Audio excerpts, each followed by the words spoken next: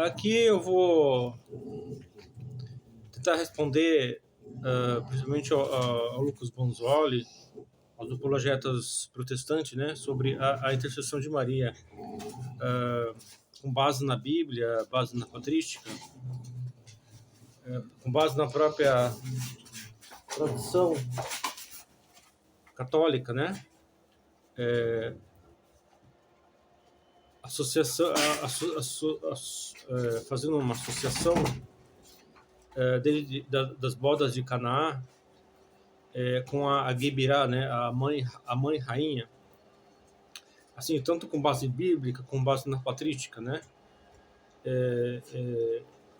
mais voltada à intercessão de Maria, onde é negado pelos protestantes, porque eles negam a intercessão de Maria, mas aí temos que ver, os protestantes dizem que intercessão do santo é uma invocação dos mortos ou necromancia, né? Só que na tradição patrística, apócrifa, nos próprios documentos da igreja, Maria subiu ao céu de corpo e alma. Então Maria praticamente não morreu, né? Assim como Enoque e Elias. Então essa questão é a intercessão dos vivos, né? Que na mente dos protestantes só os vivos podem interceder. E pela lógica, Maria então não está morta, não morreu, né?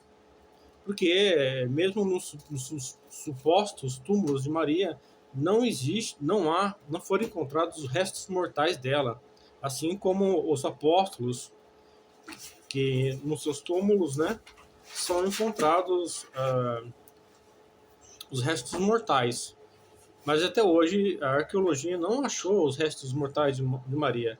Então não se pode negar a assunção de Maria, né? Que o protestante prove onde estão os restos mortais da Virgem Maria. Também com base na patrística, Santo Efraim, na festa da dormição do século VII, né?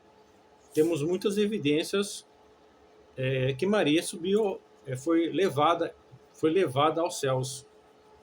Que começando com as bodas de Canaã, marca o primeiro milagre de Jesus narrado no Evangelho de João, né? Capítulo 2, do 1 ao 11. Convidado para um casamento na Galileia com sua mãe e discípulos.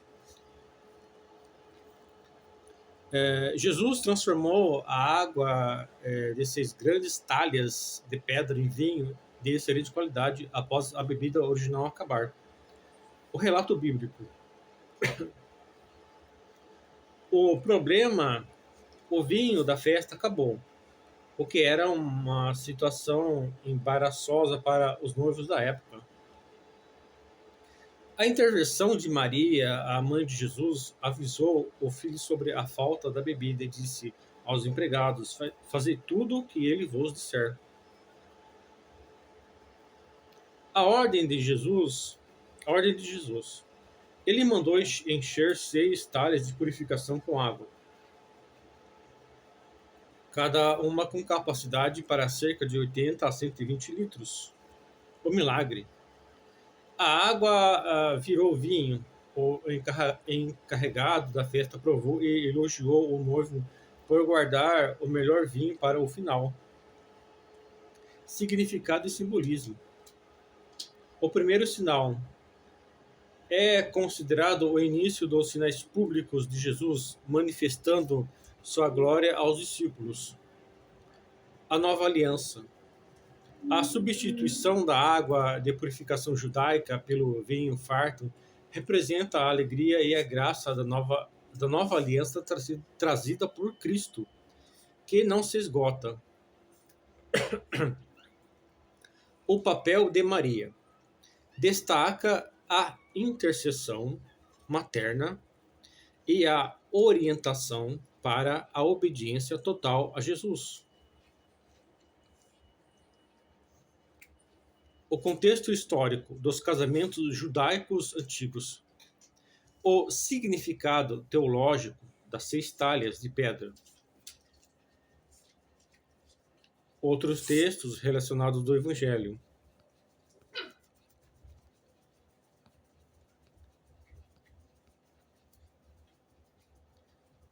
João traz a ideia de intercessão de Maria? Sim.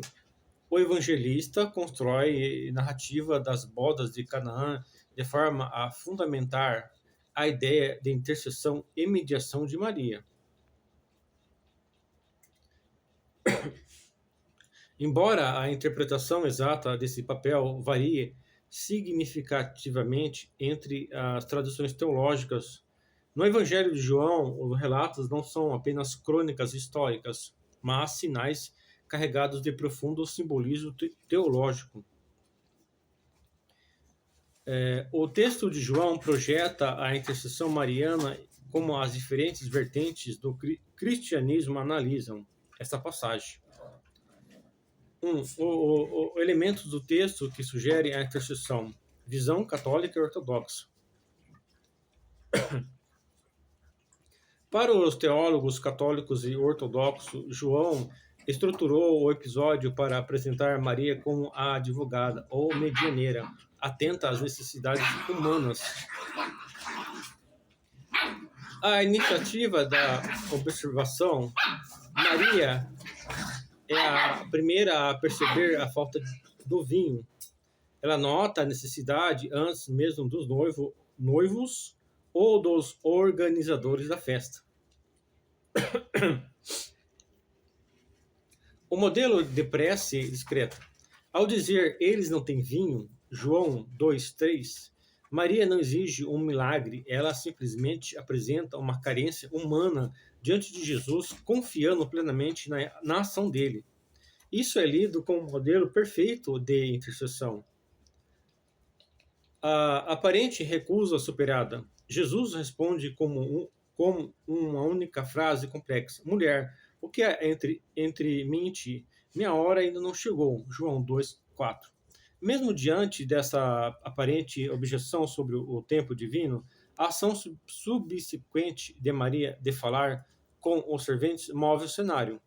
Isso demonstra o poder de sua súplica, capaz de antecipar o primeiro sinal público do Messias. O direcionamento a Cristo a ordenar fazei tudo o que lhe vos disser, João 2:5, Maria estabelece que sua intercessão não retém a atenção para si, mas serve como uma ponte que conduz os discípulos à obediência total a Jesus. 2. A perspectiva do simbolismo eclesial, a nova Eva. No plano teológico mais amplo de João, Maria representa a Igreja e a nova aliança. Ao chamá-la de mulher, termo repetido por João no Calvário em João 19:26, o autor faz um paralelo direto com Gênesis. Maria é vista como a nova Eva. Enquanto a primeira Eva induziu o homem, Adão, ao erro, a nova Eva, Maria, intercede e orienta os homens a fazerem a vontade do novo Adão, Cristo, gerando vida e alegria, o vinho novo.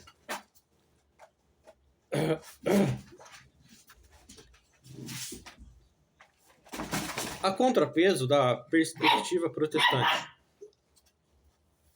Os teólogos protestantes evangélicos oferecem uma leitura estritamente cristocênica e interpreta a intenção de João de outra maneira.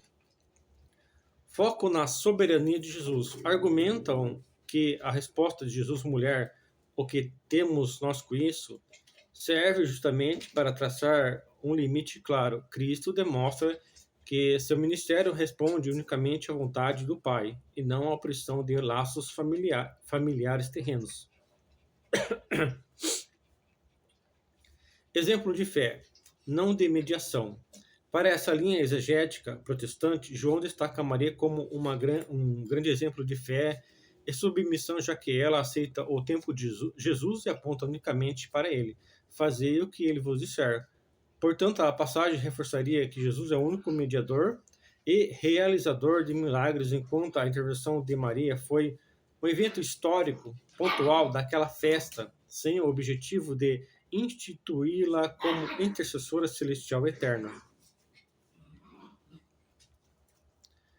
O significado da resposta de Jesus, mulher, que há entre mim e ti, no idioma grego, o paralelo que João faz entre Maria e Canaã e Maria no Calvário da cruz.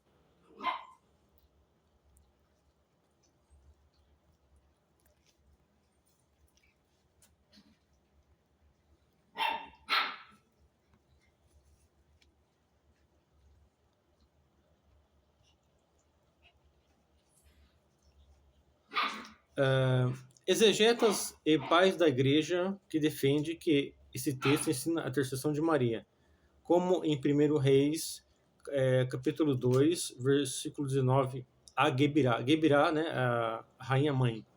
A correlação tipológica entre as bodas de Canaã, João 2, 1 a 11, e o papel da Gebirá, a rainha-mãe no Antigo Testamento, descrita em 1 Reis 2,19, é um dos pilares mais ricos da Mariologia bíblica, defendida por exegetas modernos e fundamentada pelos pais da Igreja. Nessa analogia, atua como a rainha-mãe do reino davídico, estabelecido por Jesus, o rei, cujo papel oficial na corte era ouvir as súplicas do povo e apresentá-las ao monarca, que tradicionalmente não recusava seus pedidos. Exegetas modernos e contemporâneos. Os estudiosos que defendem explicitamente essa conexão utilizam a crítica histórica literal e a teologia da aliança para demonstrar que o evangelista João escreveu o texto tendo em mente a estrutura da corte monárquica de Israel. Um dos principais defensores dessa tese em livros como Salve Santa Rainha, do autor Hahn, né? Deixa eu ver aqui o nome do rapaz. Scott Hahn, né, que era protestante e se converteu ao catolicismo. Hahn argumenta que no Antigo Testamento a rainha não era esposa do rei, já que eles, né, eram polígamos, mas sim a mãe do rei, a Gebirá, ou Grande Senhora. Ele conecta diretamente o gesto de Salomão em 1 Reis 2,19, que se levanta, inclina-se diante de sua mãe Betsabeia e coloca um trono para ela à sua direita. O papel de Maria em Canaã, para Hahn, quando Maria diz, eles não têm mais vinho, ela está exercendo a função oficial da Gebirá, interceder pelo povo diante do rei, sabendo que o rei honrará sua mãe. Em sua obra, Jesus e as raízes judaicas de Maria, Pitre Pitre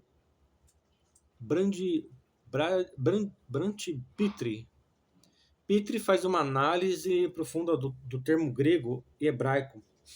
Ele demonstra que na tradição judaica a rainha-mãe era a advogada oficial do rei do reino.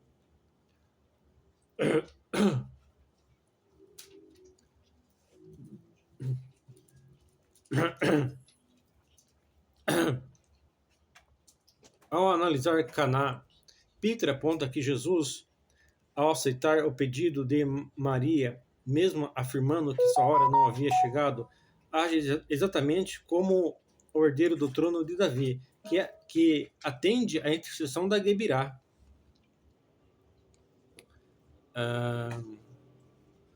Renomado exegeta Ignace de la Potiere, renomado exegeta jesuíta que dedicou anos aos estudos do Evangelho de João, ele argumenta que o título mulher usado por Jesus, João 2,4, não é um distanciamento, mas um título de dignidade e realeza que remete à nova Eva e à função régia da mãe do Messias, que atua em favor da comunidade, os serventes da festa, os padres da igreja patrística.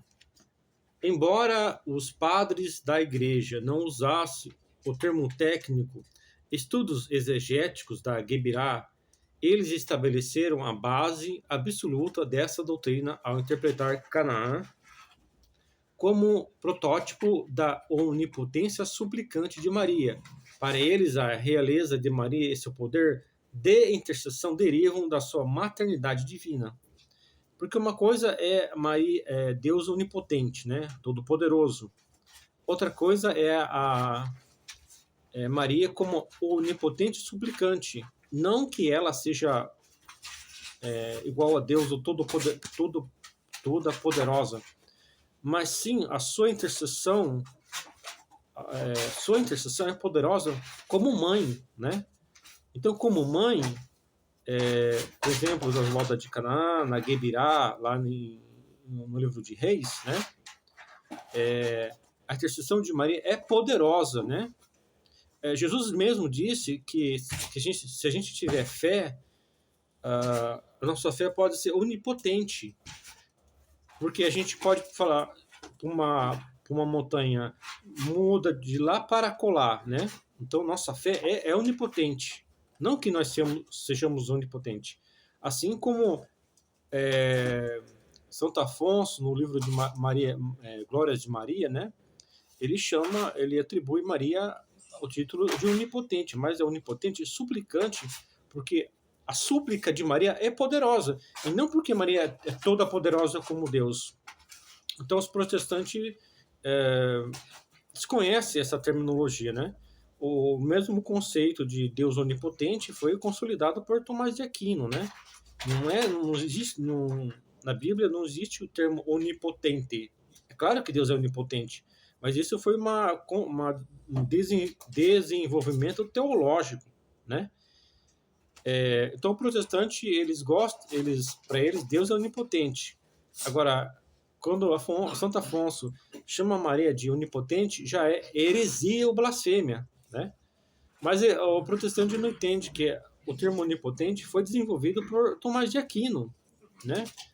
Não existe um texto bíblico onde traz o termo Deus onipotente. Isso é uma consolidação, um conceito teológico, né, da escolástica, né? Aí quando o protestante vê um santo chamando Maria de onipotente, lá os católicos estão comparando Maria como Deus, como uma deusa. Isso é idolatria, né? Estão adorando Maria, estão igualando Maria como Deus. Não.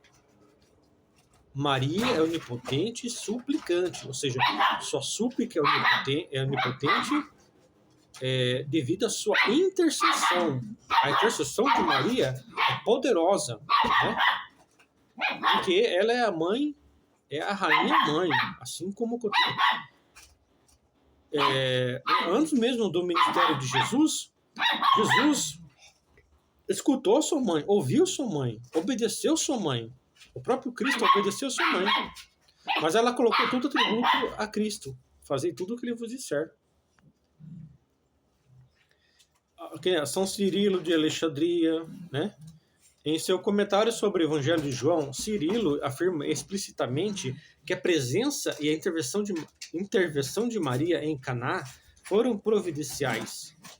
Ele defende que Jesus realizou o milagre impulsionado pelo respeito e amor materno, indicando que Maria tem o poder de mover o coração do filho em favor dos necessitados. São João Crisóstomo também, embora enfatize a soberania de Jesus em suas homilias sobre João, Crisóstomo reconhece o papel de Maria como aquela que impulsiona o início dos milagres de Cristo.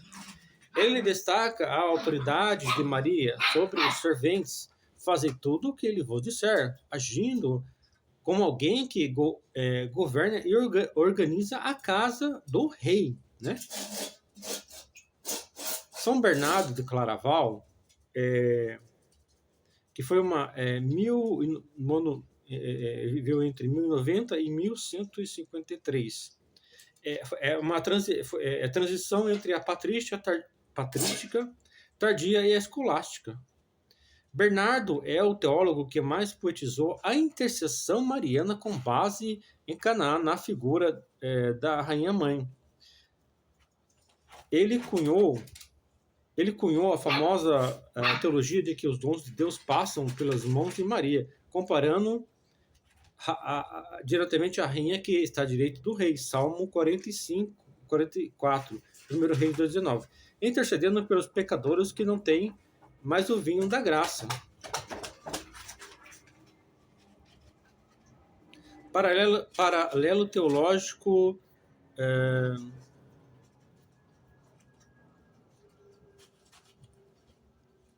1 Reis 2 e João 2. A estrutura do argumento teológico une as duas passagens em três simétrico. O contexto da Gebirá, 1 Reis 2,19, cumprimento em Canaã, João 2, do 1 a 11.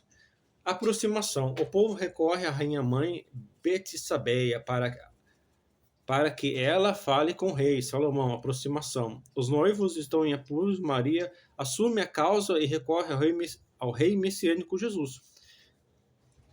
Dignidade. O rei se levanta, inclina-se diante dela e coloca o seu trono à sua direita. Jesus honra o pedido de Maria, alterando o cronograma de sua hora em respeito à sua mãe. A súplica. Betsabeia diz: tenho um pequeno pedido a te fazer, que não me recuses. O rei responde, pede: minha mãe, por que não te recusarei?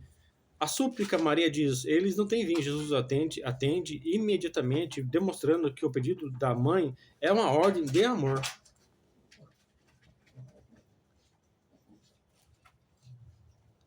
A análise linguística do termo Gebirá, hebraico, arquitriclinos, o mestre-sala em grego. Como o magistério da Igreja, como a encíclica Rosarius Virginus Mariae de João Paulo II, validou formalmente essa exegese moderna.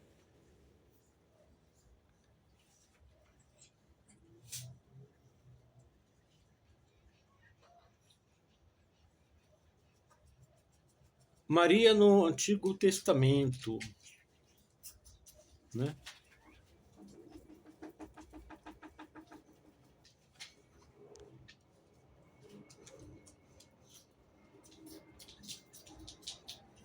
Então aqui é uma comparação da intercessão de Maria nas bodas de Canaã e a Gebirá lá no livro de 1 Reis 2,19. Que a intercessão de Maria é uma intercessão poderosa, né? Que Maria é onipotente suplicante, né? E o protestante, quando estudar, quando lê as glórias de Maria, ele vai dizer que um dos maiores doutores da igreja, que é Santo Afonso, cometeu blasfêmia, heresia, né? Mas, como eu disse, o próprio termo Deus onipotente não existe nas escrituras. Não existe nas escrituras, né? Isso foi um desenvolvimento teológico.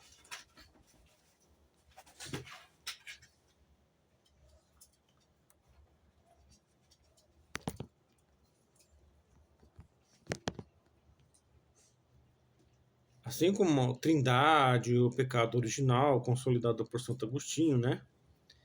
E o fato de Santo Afonso atribuir a Maria esse título, onipotente, né, suplicante, os protestantes vão dizer que é um tipo de idolatria, que é um tipo de adoração, né? Só que são coisas totalmente diferentes, né?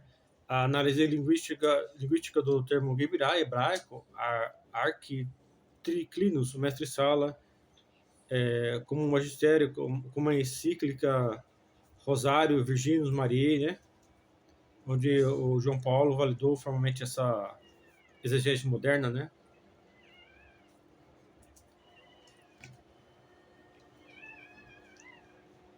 Então, o protestante eles não sabem a diferença entre veneração e adoração, né? Análise linguística do termo Gebirá e arquitriclinos. A profundidade bíblica e teológica dessas passagens se revela de forma fascinante quando analisamos as palavras originais usadas no texto hebraico e grego, Gebirá, o peso da realeza materna. No Antigo Testamento, a palavra Gebirá não é um simples apelido familiar, é um título oficial de um cargo de Estado no Reino de Judá. Raiz linguística deriva do verbo gabar, né, que significa ser forte, prevalecer ou guerrear. A forma masculina Gibir significa senhor ou mestre. Portanto, Gebirá traduz-se literalmente como a mulher forte, a grande senhora ou a soberana. Assim como Apocalipse 12, né? A mulher coroada, sol. A função da corte, como os reis davídicos tinham muitas esposas poligamia, nenhuma esposa individual recebia o título de rainha. O título pertencia exclusivamente à mãe do rei. Ela possuía autoridade política real, era conselheira dinástica e, acima de tudo, advogada oficial do povo diante do trono. O paralelo com João 2, quando Jesus chama Maria de mulher, Shinai, em grego, em Caná, os exegetas modernos, como Brent Pitri, aponta que no contexto cultural semita de Jesus, esse termo espelhava a dignidade régia da Gebirá. Ele não estava rebaixando, mas reconhecendo sua posição de grande senhora. Architriclinus, o mestre-sala e o julgamento da realeza. O termo grego usado por João para designar o mestre-sala ou encarregado da festa abre uma perspectiva exegética impressionante sobre a realeza. Composição da palavra.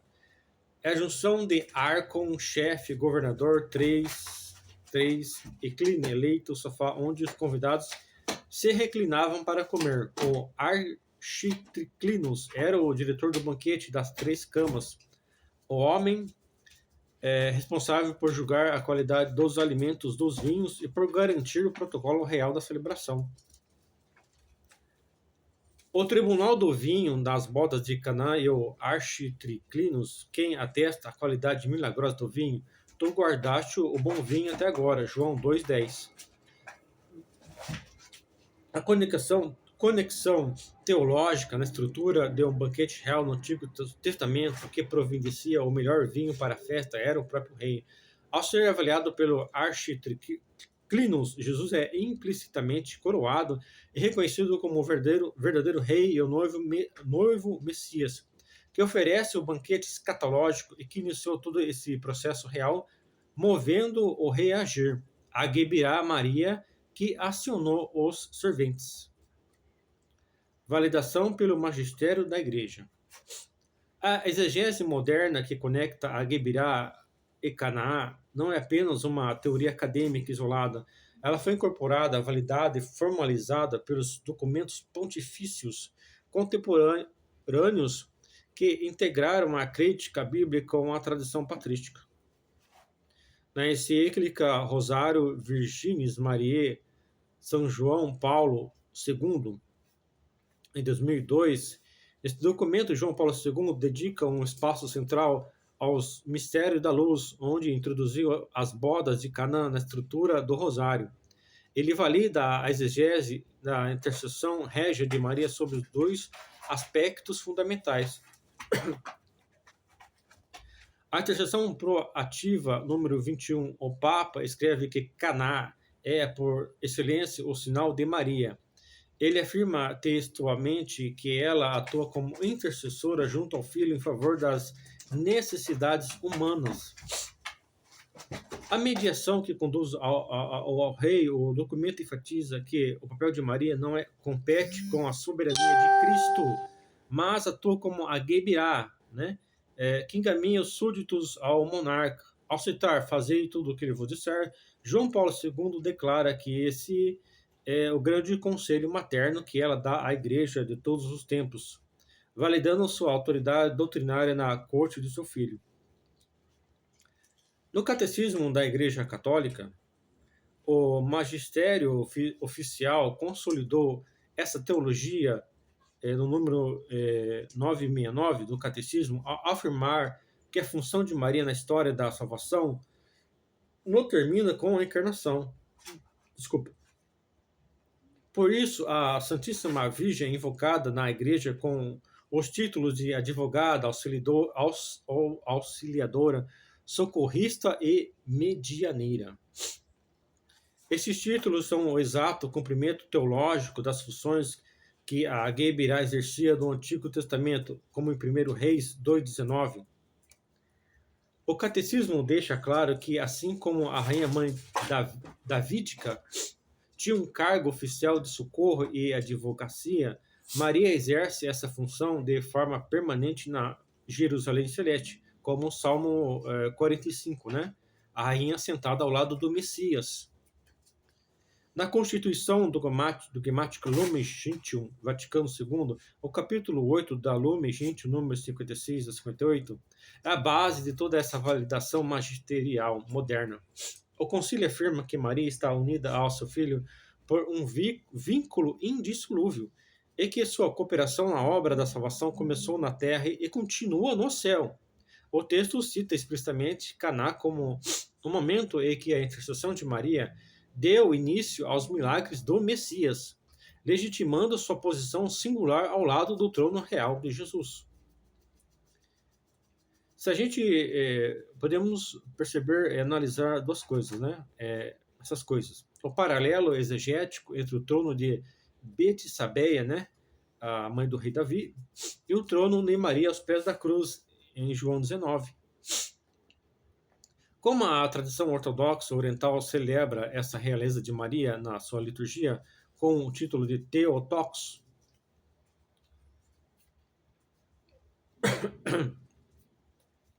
aqui está o desdobramento do paralelo exegético entre os tronos de Betsabeia e Maria, seguido pela riqueza litúrgica da tradição ortodoxa oriental sobre a realeza mariana. O paralelo exegético, o trono de Betsabeia, 1 Rei 2, e o trono de Maria na cruz, em João 19. Na teologia bíblica e na exegese tipológica, o Evangelho de João atinge o seu ápice ao conectar as bodas de Canaã, João 2, com a crucificação, João 19. João estrutura seu evangelho de forma que a hora de Jesus, que ainda não havia chegado em Canaã, se realiza plenamente no Calvário. E é ali que a realeza messiânica de Jesus é proclamada e, consequentemente, o papel de Maria como a Gebirá, rainha-mãe, é definitivamente coroado.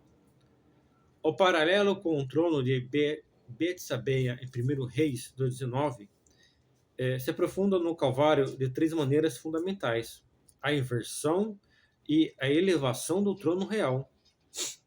O Antigo Testamento, Salomão, o rei terreno e filho de Davi, assenta-se em seu trono de ouro e manda colocar um trono à sua direita para a sua mãe, Betsabeia. Eu falei que era Davi, não, é Salomão, né? Cercada de glória e pompa humana. O Novo Testamento, João 19, Jesus, o verdadeiro filho de Davi e rei do universo, assume o seu trono na terra, a cruz. A inscrição acima de sua cabeça declara sua realeza em três línguas. Jesus Nazareno, rei dos judeus, João 19:19. Aos pés desse trono de dor, à sua direita está sua mãe. A cruz é o trono da nova aliança e a posição física e espiritual de Maria ao lado dele espelha perfeitamente a posição da Gebirá na corte judaica. O título régio, mulher. Em Caná, Jesus disse: mulher, que há entre mim e ti, João 2,4. Na cruz, ele repete o exato título: mulher, eis aí teu filho, João 19, 26. Para os exegetas como Scott Hahn e Ignacio de la Potiere, o uso da mulher Gineai em ambos os extremos do ministério público de Jesus não é um termo de respeito, mas título formal da nova Eva e da Gebirá. No Calvário, o rei está promulgando oficialmente o decreto real que define a função de sua mãe no novo reino. O exercício oficial é de advocacia e maternidade dinástica. Em 1 Reis 2, o papel de Betsabeia era levar os pedidos do povo ao rei. Em João 19, Jesus estende a maternidade da Gebira para além dos laços de sangue.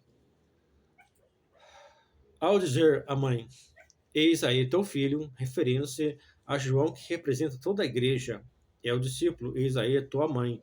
Jesus estabelece Maria como a rainha-mãe de todos os cidadãos do reino, né? Até o Lutero disse isso, né? Lutero, Calvino. A partir daquele momento, a intercessão que ela começou em Caná por uma necessidade material torna-se uma intercessão universal pelas necessidades espirituais da igreja. Porque Maria subiu, ressuscitou, subiu de corpo e alma para o céu, né? Ela não morreu, né? A realeza de Maria na liturgia ortodoxa oriental. A Igreja Ortodoxa não desenvolveu dogmas mariológicos isolados, como a Igreja Católica, como a Imaculada Conceição, uma assunção dogmática. Mas sua veneração por Maria é profundamente litúrgica, mística e inográfica.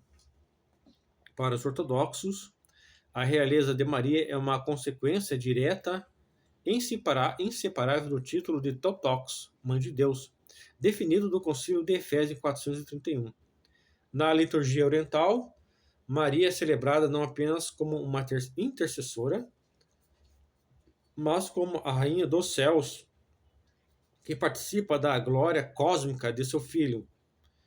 O título de Theotokos e realeza para a ortodoxia, chamar Maria de Mãe de Deus, significa que ela deu carne àquele que governa o universo, portanto, ela é a porta do céu e o trono do Altíssimo. Na iconografia ortodoxa clássica, como a Platitera, Tom Oranon, ou mais ampla que os céus, Maria é pintada sentada em um trono real com o menino Jesus no colo, demonstrando que ela mesma se tornou o trono vivo de Deus na terra, né? Nova Arca da Aliança. O hino Axon Estin é justo e digno, cantado em quase todas as divinas liturgias de São João Crisóstomos. Esse hino resume a exaltação real de Maria acima de todas as criaturas criadas, incluindo as cortes celestiais. São João Crisóstomo dizendo, né? Bem antes do protestantismo. É verdadeiramente digno bendizer-te, ó Teotocos, sempre bem-aventurada, puríssima e mãe do nosso Deus, mais venerável que os querubins, incomparavelmente mais gloriosa que os serafins. Ao colocá-la acima dos querubins e serafins, as mais altas ordens de anjos que cercam o trono de Deus, a liturgia ortodoxa a coroa espiritualmente como a rainha de toda a criação. O hino acatista, o grande hino de louvor, composto no século VII, o hino acatista, cantado em pé, é a mais famosa joia da poesia litúrgica ortodoxa dedicada à Virgem Maria. Ele usa metáforas monárquicas absolutas que ecoam a função da Gebirá. Ela é saudada como um abafo das chamas das paixões e chave do reino de Cristo. Uma das estrofes diz: salve, ó trono do rei, salve, ó tu que carregas aquilo que carrega tudo. Outra exclamação diz: salve, ó tu, por quem os reis da terra governam, são coroados. A prática da proscomídia, preparação dos dons. Antes do início público da divina liturgia ortodoxa, o sacerdote realiza um rito privado de preparação do pão e do vinho. Ele corta uma grande partícula quadrada do pão chamado o Cordeiro, Jesus, né? Em seguida, ele retira uma partícula triangular em honra à Virgem Maria e coloca exatamente à direita do cordeiro na patena, o prato litúrgico. Enquanto faz isso, o sacerdote recita o Salmo 45 e 44. À tua direita está a rainha adornada com ouro finíssimo de Ofir. Este rito visual e litúrgico é a encenação perfeita de 1 Reis 2,19 e João 19. Maria é colocada à direita do rei no banquete sacrificial. A análise visual e teológica de um ícone ortodoxo da Theotokos como a da Virgem entronizada.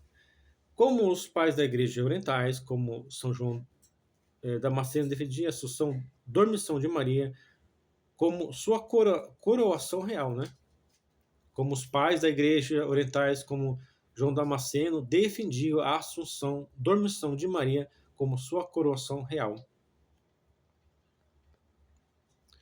E aqui está aqui praticamente uma resposta com base nas escrituras, na patrística, na história da igreja, né?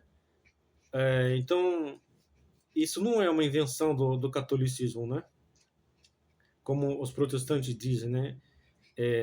Ainda mais a questão de Maria como a onipotente suplicante no livro Glórias de Maria de Santo Afonso, né? Então, que vários pais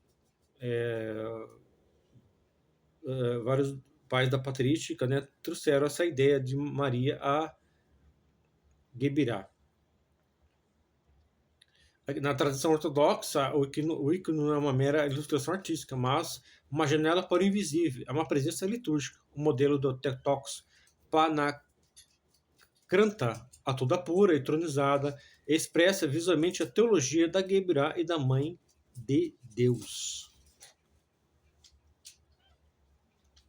Mas o protestante, ele não entende, né?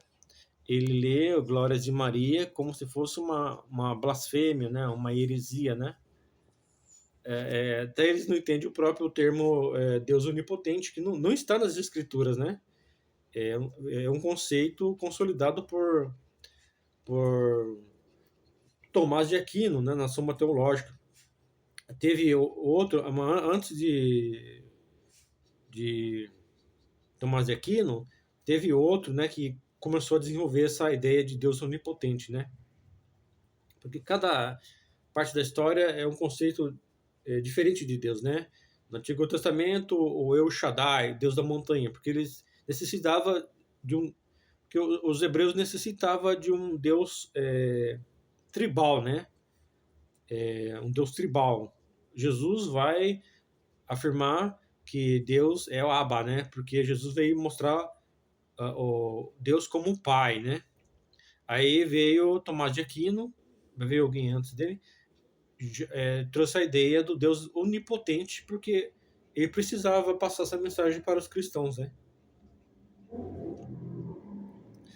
O trono majestoso, Maria está sentada em um trono imponente, frequentemente adornado com almofadas de púrpura, símbolo imperial romano bizantino teológico. O trono significa que Maria se tornou o trono vivo do Deus, o Criador do universo, que não cabe em todos o cosmo, fez do ventre dela sua morada.